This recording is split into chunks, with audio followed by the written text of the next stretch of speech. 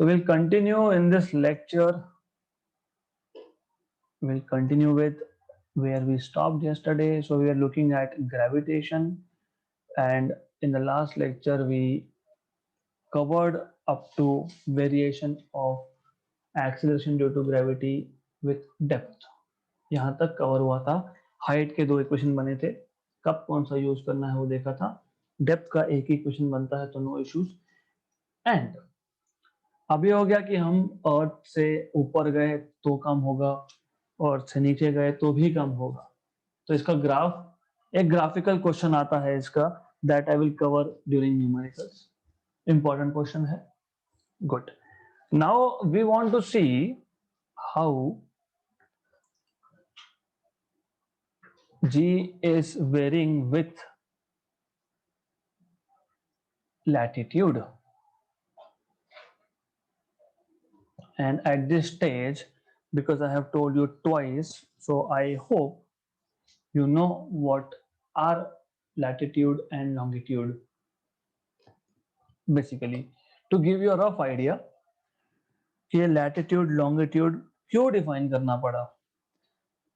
It will take some minutes, but it is okay that you know this. It is important for you. अब मुझे अगर इस point को locate करना है, I have this point A. मुझे इस point को locate करना है.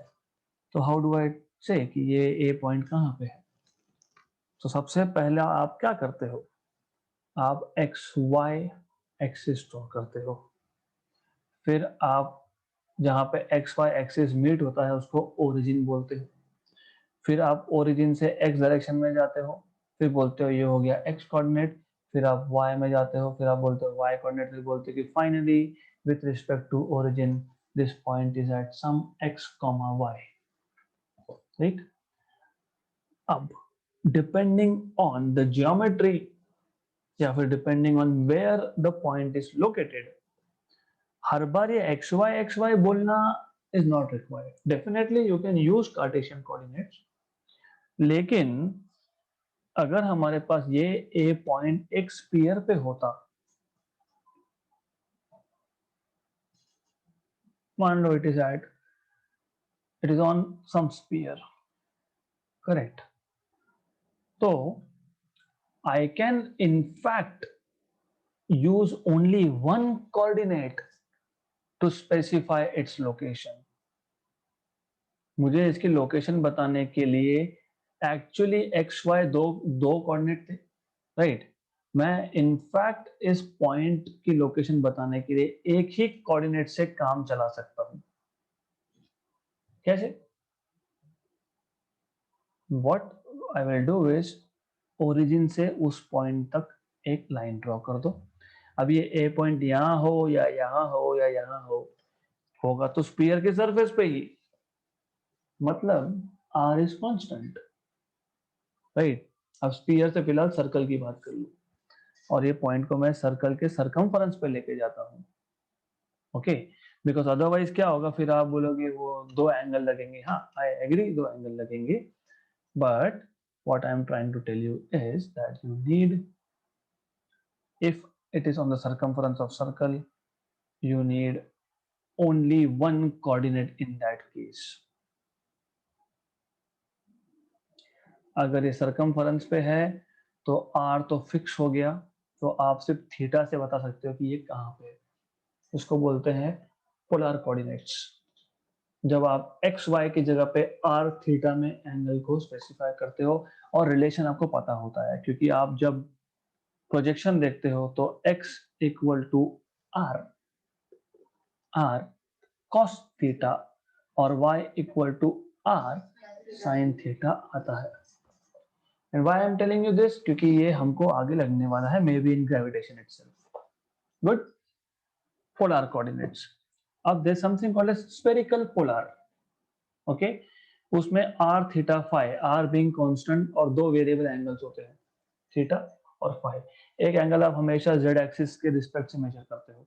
तो we will not go into detail, just to tell you कि एक स्फीयर पे अगर पॉइंट है तो उसको लोकेट करने के लिए we need not to use x and y always. Definitely we can use x y. तो स्पीयर पे कोई भी प्लेस को लोकेट करने के लिए हम क्या कर सकते हैं? हमको ऑलरेडी पता है कि अर्थ पे, अब इस अर्थ को स्फीयर मान लो और मुझे लोकेशन चाहिए अर्थ पे, तो यहाँ पे एक पॉइंट है, मान लो सम पॉइंट, मुझे इसका लोकेशन चाहिए। तो इक्वेटर से कितना ऊपर है ये देख सकते हैं हम लोग, राइट? तो these are called as latitude. How much above equator, how much below equator? For example, our town is somewhere around 20 degree north because we are in the northern hemisphere, right? Good. तो वो angle में measure होता है normally, 20 degree north मतलब angle में measure होता है, correct?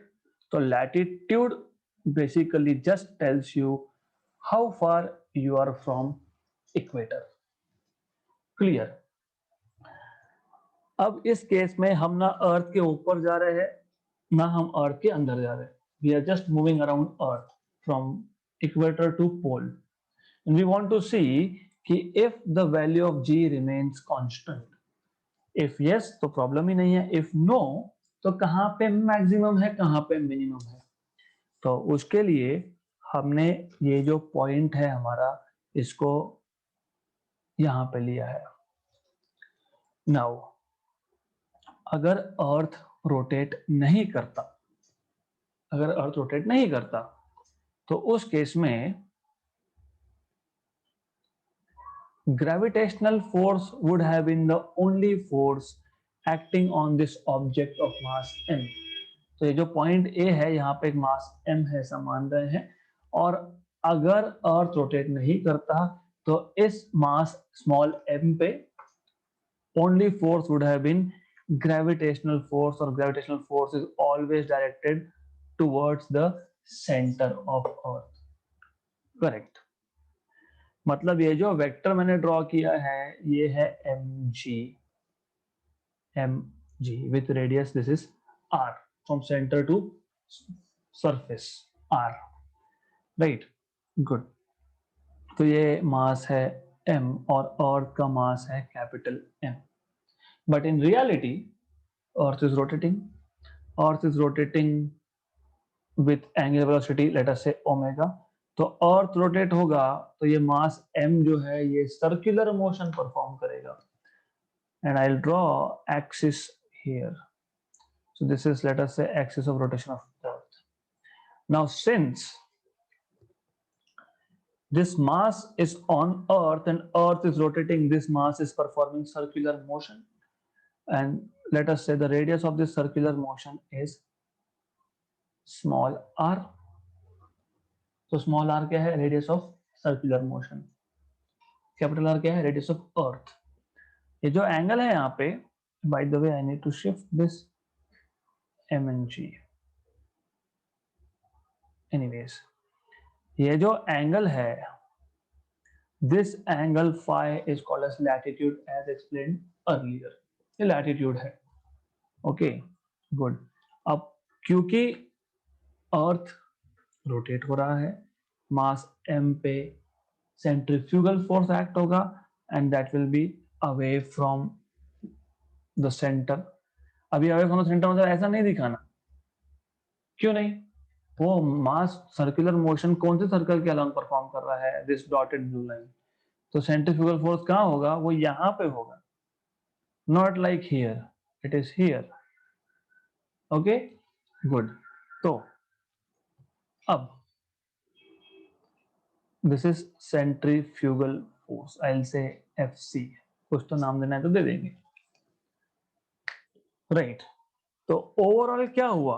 Overall ये हुआ कि अगर अर्थ रोटेट नहीं होता तो resultant force would have been only gravitational force acted towards centre of earth, लेकिन क्योंकि अर्थ रोटेट हो रहा है तो मास m पे सेंट्रीफ्यूगल फोर्स भी लग रहा है, तो दो force are starting from the same point, so when two forces are starting from the same point the resultant is along the diagonal. मतलब इस केस में जो रिजल्टेंट आएगा दोनों फोर्सेस का, that will be along the diagonal, मतलब somewhere over here, this is resultant, right? resultant किसका? mg का और fc का। तो इसका मैं बोलूंगा mg phi, right? resultant है ये। now I don't know how your books explain this, but I find it much convenient to explain it this way. If this angle is phi, this angle is also phi. So this angle between the two force vectors becomes 180 minus phi. Clear? यहाँ तक clear? Good. Right. I wanted to ask you this in exam, but बहुत लंबा question था. तो अब आपको पता है कि दो वेक्टर्स का रिजल्टेंट कैसे लिखते हो. एम जी फाई ये रिजल्टेंट वेक्टर है under root of first vector का स्क्वायर प्लस सेकेंड वेक्टर का square plus 2 times of first vector second vector into cos of angle between two vectors. तो cos of angle between two vectors मतलब cos of 180 minus phi. Correct? Good. And you must know centrifugal force is m r omega square. Small r, capital R नहीं. But from diagram you say ये angle अगर phi है तो cos phi is adjacent side. ये angle phi है उसका adjacent small r है upon hypotenuse capital R है. तो this is small r by capital R. तो small r is capital R cos phi. इसका मतलब centrifugal force is m r cos phi omega square.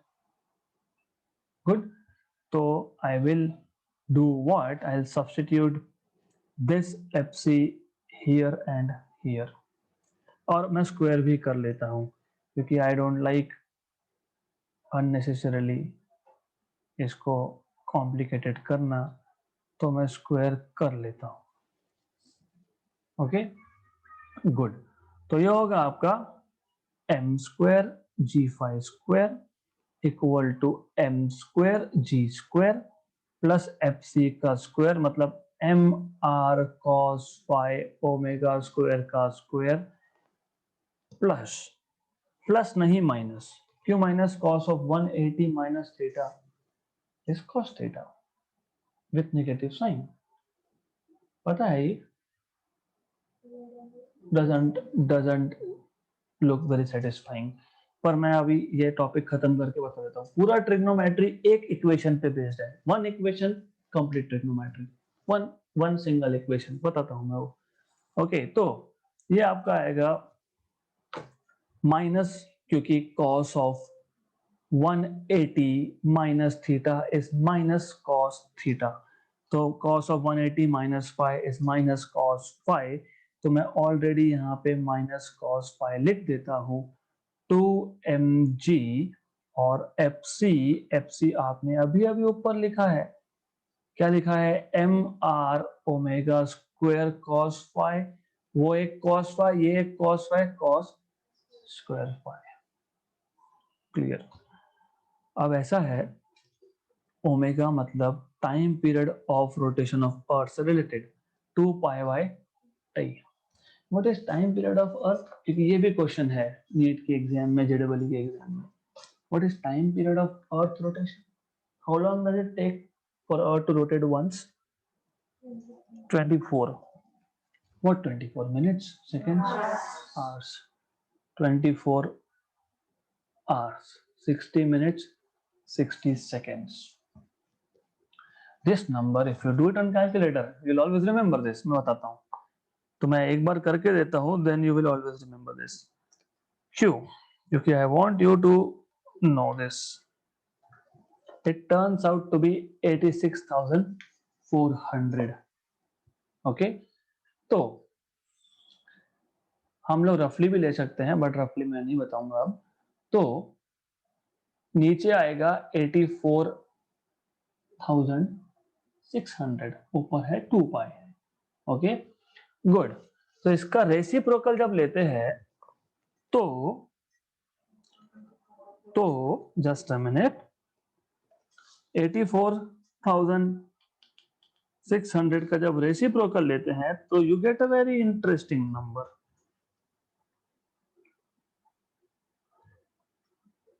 You get 0.000011। उसको जब 2 पाई से multiply करते हैं, I am telling you this, 2 into 3.14, you get 0.00007। मतलब you get roughly 7 into 10 power minus 5। मतलब I can neglect this as well, roughly। Good। अब ऐसा है कि इस टर्म में ओमेगा का स्क्वायर है और उसका भी स्क्वायर है, मतलब 10 पावर माइनस 20। और इस टर्म में ओमेगा का स्क्वायर है, मतलब 10 पावर माइनस 10। 10 ऑर्डर का डिफरेंस, 10 पावर 10। इसका मतलब मैं सेकेंड टर्म को निग्लेक्ट कर सकता हूं in comparison with third term. Good. तो ये टर्म हमने उड़ा दिया यहां से। ओके, तो what will be left? You will be left with m square g phi square equal to m square g square minus ही था, राइट। ये m square minus 2 m square g r cos square phi omega square. देखो, correct. अब इसको करना है simplify. तो how do you simplify? पहले तो ये एम स्क्वायर हर जगह पे है, तो बार बार लिखने का मतलब भी नहीं है। तो आपके पास होगा g phi square equal to, g square common निकाल लेते हैं। I can take out g square common. तो 1 minus 2r omega square cos square phi upon g. क्योंकि जी था, मैंने न्यूमरेटर से जी स्क्वायर कॉमन निकाला, तो डिनोमिनेटर में एक जी एडजस्ट करना पड़ेगा। करेक्ट। अब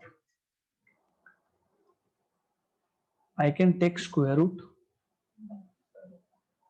तो स्क्वायर रूट लोगे तो ये ऐसा आएगा, और ये 1 minus 2r omega square cos square five by G raise to half. फिर ये हाफ वापस से सेकेंड टर्म के साथ मल्टीप्लाई करोगे, तो g phi is equal to g 1 minus 2r omega square cos square five by 2g। ये और ये कैंसल। फिर वापस से g को दोनों टर्म से मल्टीप्लाई करोगे, तो g phi is g minus r omega square cos square phi. ये आ गया आपका expression for variation of g with latitude. It is telling you one thing, कि अगर वो जो मास था वो अगर इक्वेटर पे होता तो इक्वेटर पे लैटिट्यूड की वैल्यू क्या है? मेजर कहां से करना स्टार्ट किया? मेजर मैं अगर डिस्टेंस मेरे घर से मेजर करता हूं तो मेरे घर ओरिजिन मतलब 0। तो अगर इक्वेटर पे मास है तो एंगल कितना? 0। लैटिट्यूड कितना? 0। तो एट इक्वेटर दैट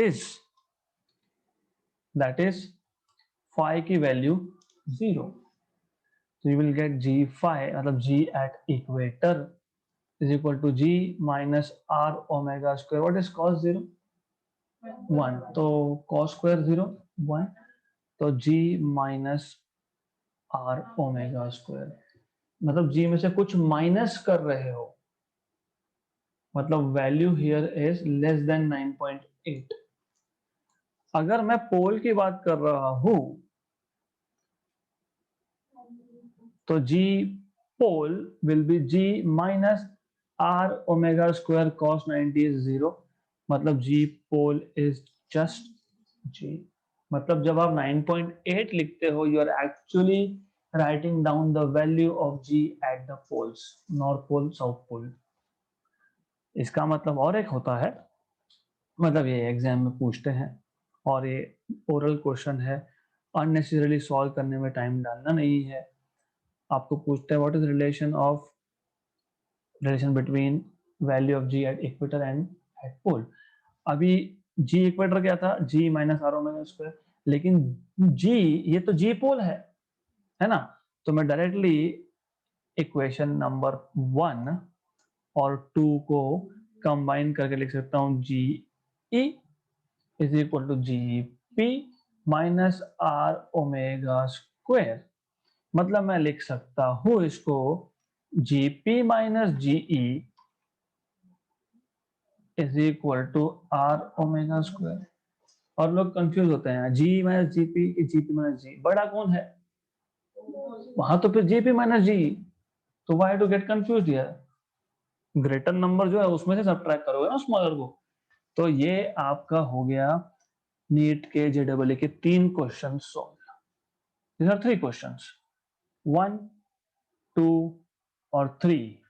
ये तो पता ही होता है, क्वेश्चन ऐसे आता है, the value of acceleration due to gravity decreases,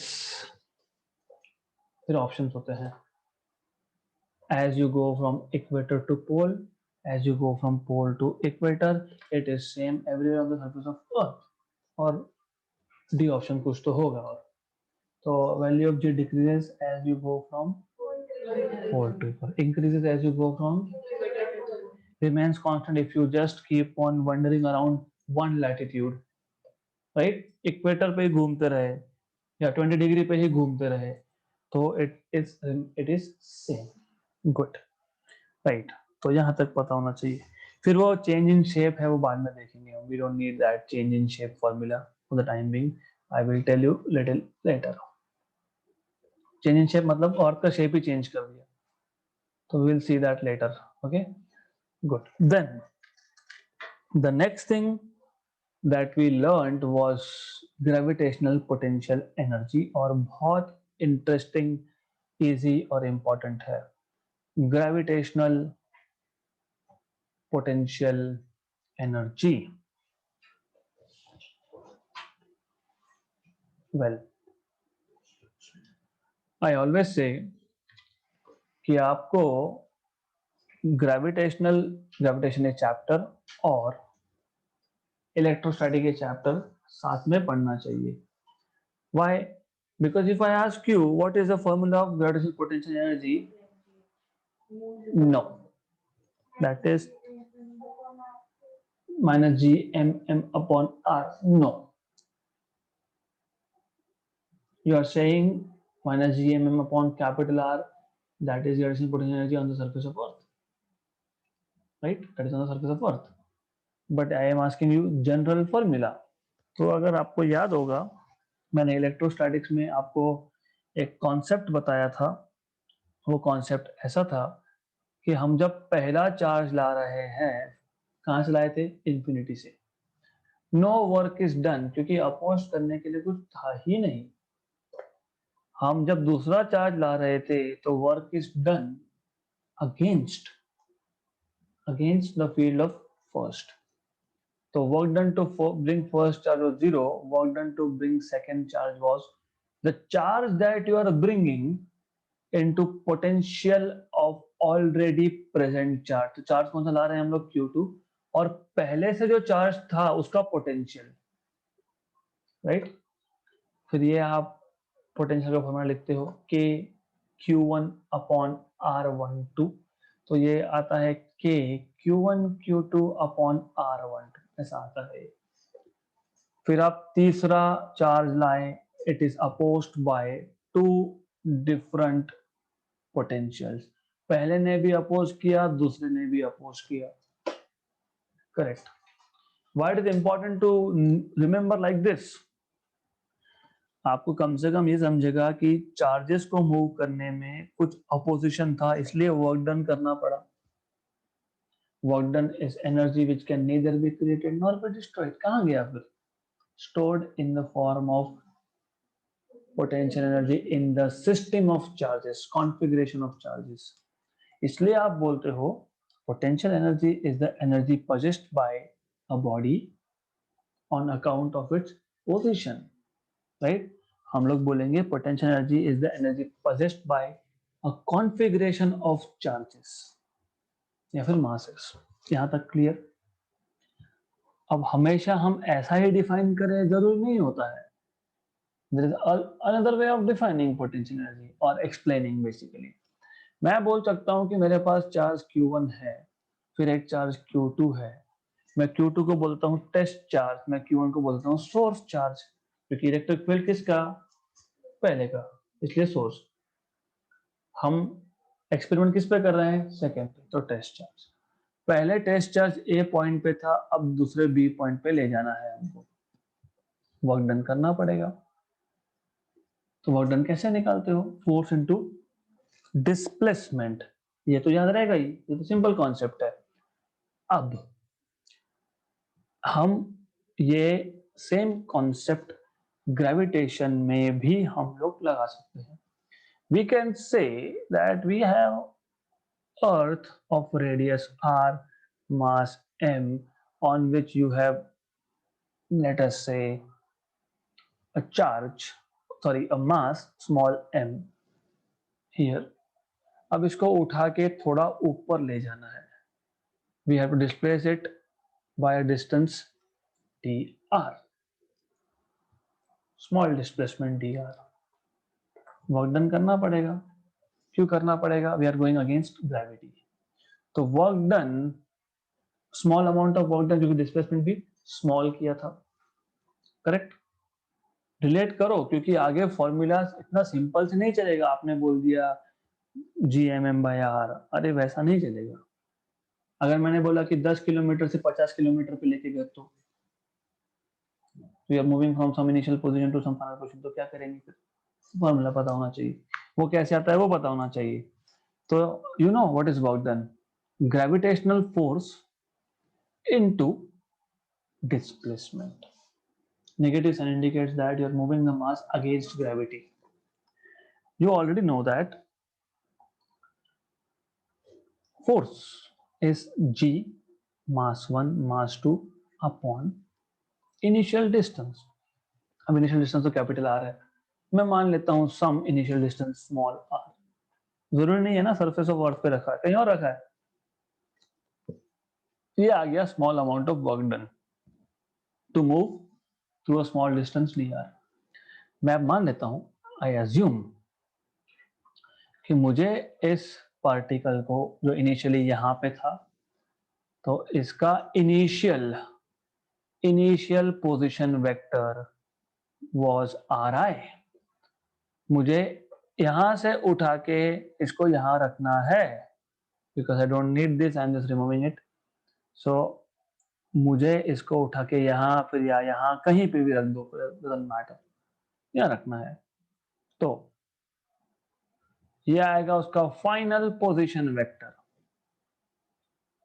तो इनिशियल पोजीशन से फाइनल पोजीशन तक हमको करना है. तो हमने क्या किया होगा? पहले dr से शिफ्ट किया, फिर dr से शिफ्ट किया, फिर dr से शिफ्ट किया. तो टोटल हर बार dr से शिफ्ट करने में dw वर्क डन हुआ होगा. तो total work done you will integrate over all small work done from initial to final. Clear? Right? यहां पे एक चीज आपने, या फिर मैंने तो गलत लिखा ही, मुझे पता है, but no one said anything. Force का इक्वेशन क्या होता है? अगर यहाँ पे गलती से भी आर लिख दिया तो पोटेंशियल एनर्जी का फॉर्मूला गलत, क्योंकि इंटीग्रेशन करोगे तो फिर गलत होगा वो. तो R initial, R final, negative sign G, m/r² dr. तो मैंने आपको ये बुक में भी करके दिया था, एंड आई रिमेम्बर कि हमने ये नोट डाउन भी किया है, हमने लिखा है इसको, तो ये हमको लगेगा. Correct? Good. Then but we did it in vector form. Vector form क्यों? कि वेक्टर फॉर्म में क्यों करना पड़ेगा? जस्ट इमेजिन मैंने अगर वेक्टर फॉर्म में नहीं लिखा तो क्या डिफरेंस होता है और लिखा तो क्या डिफरेंस होता है? Good. What is the direction of force, by the way? What is the direction of gravitational force? Towards center. मतलब मैं लिख सकता हूं क्या? G m m by r square r cap. ऐसा लिख सकते हैं. What is the direction of r cap? क्या था? सेंटर से सरफेस की तरफ. फोर्स कहाँ है? टूवर्ड्स. मतलब ये भी एक माइनस है. करेक्ट. तो एक एक चीज आपके लिए यहाँ पे इंपॉर्टेंस रखेगी. You cannot do anything without understanding. तो dw is equal to minus of minus G M M by R square R cap dot D R bar. Correct. Good. तो ये आ गया आपका G M M upon R square. What is R cap dot D R bar? A bar dot B bar क्या होता है? A bar, हाँ, A B cos theta. Very good. तो are cap dot D r bar आपका होगा r का magnitude d r का magnitude cos of theta. But r unit vector है, magnitude 1. Angle between r and d r bar is 0. तो cos 0 is 1. तो in short ये आपका आएगा सिर्फ डी आर. तो ये R cap dot D R आएगा आपका जस्ट डी आर. अब आप इंटीग्रेट कर सकते हो. तो you will gate integration total work done. Total work done. जागते रहो इनिशियल से फाइनल पोजीशन तक. तो you will have this from initial position to final position and you need to integrate. तो ये आपका आएगा कांस्टेंट सारे के सारे बाहर r raised to minus 2 dr from initial to final value and I am expecting कि आपको integration r raised to minus 2 या फिर r raised to n का फॉर्मूला पता है. It is r raised to n plus 1 upon n plus 1. तो ये अगर आपको पता है तो it is very good. G M M ये आएगा r raise to minus 1 upon minus 1 initial to final. तो ये आप लिखोगे G M M. Minus sign absorb करनी है क्योंकि मुझे पसंद नहीं है तो मैं लिमिट्स को उल्टा कर दूंगा, माइनस साइन हटा दूंगा. फिर हम लोग सब्स्टिट्यूट करेंगे upper limit minus lower limit. तो ये आ गया आपका वर्क डन का formula. And this work done is stored in the form of potential energy denoted by U in the system. So it is Gmm 1 by R initial minus 1 by R final. Right, इतना detail बताने की जरूरत इसलिए है, आपको 2 दिन में समझ में आएगा कि क्यों बता रहा हूँ इतना details. Questions are going to be of very good level. Okay. 10 से 12 formula but questions are a lot. Okay. तो सारा थ्योरी पता होना चाहिए और सो के अच्छे से कॉफी वॉफी पी के आना. राइट. नहीं तो I will arrange it here. So I don't want anyone like busy here. Good. तो now we will end very soon but I have a question here. Initial position कहाँ लेते हैं? Are आई है ना, आर आई. नहीं नहीं. इलेक्ट्रोस्टैटिक्स में मैंने क्या बताया था? इन्फिनिटी. चार्जेस को कहां से ला रहे थे? तो हम यहाँ पे भी, अभी आप यहाँ पे बैठे उससे पहले कहाँ थे? नहीं, I am not saying about before you were born. Before you were born you don't know infinity, right? So we always take our initial as infinity. So potential energy will become gmm 1 upon infinity minus 1 upon final position and your final position happens to be on the surface of earth. इसलिए small R F is this, right. अगर आप height h पे हो अर्थ की surface से तो फिर हम लोग कैपिटल R प्लस एच लिख सकते हैं, राइट। तो in general I just write small r। तो u is equal to minus G M M. Minus क्यों लिखा, क्योंकि ये माइनस है। 1 माइनस इनफिनिटी कितना होता है, 0 होता है। तो ये आएगा, this is the final formula of potential energy of system. It is not your potential energy, it is potential energy of you and earth, right? So it is potential energy of system of mass small m and earth capital M. Negative sign has specific significance here. Negative sign बताता है that bound system है, मतलब force is always attractive। कभी देखा है कि अर्थ को कोई पसंद नहीं आया, go away from me, नहीं। तो नेगेटिव का मतलब होता है always attractive, मतलब the system, the object is bound to gravitational field of earth। good। अब ये वर्क डन भी है। इलेक्ट्रोस्टैटिक से कंपेयर करोगे तो वर्क डन आपने क्या लिखा था, potential of source into test charge. मैंने जानबूझ के बताया था ये। अभी ग्रेविटेशन के केस में potential of source into test mass.